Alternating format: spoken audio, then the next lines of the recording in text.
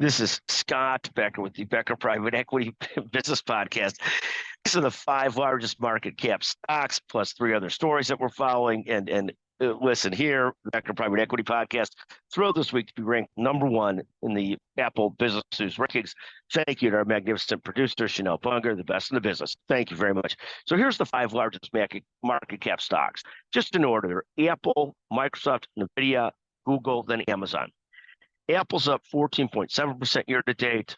Microsoft's up about 7% year to date. Nvidia is up about 107% year to date, but it was up almost 200% plus year to date. So it's taken back some a little bit.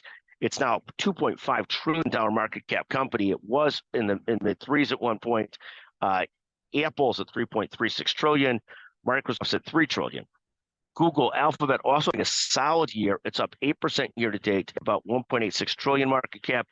Finally, Amazon up 13% year to date at 1.8 trillion. Couple other pieces of news that we're following: Bernstein, the great money management firm, up 7% year to date. Monroe Capital, founded by Teddy Koenig, up nearly 12% year to date. And finally, lastly, and we'll talk about this today, we won't talk about it anymore, OnlyFans is knocking it out of the park. They're making about $480 million a year, distributing that in dividends. They are doing great. I don't know what else they're distributing, but they're hitting it out of the park, and fascinating to watch. They've become the largest pornography operator in the country.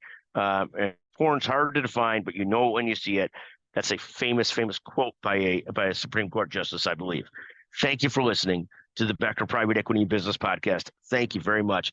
The first one that sends me an idea for an episode at 773-766-5322, we'll send you a 100-hour gift certificate. Thank you for listening.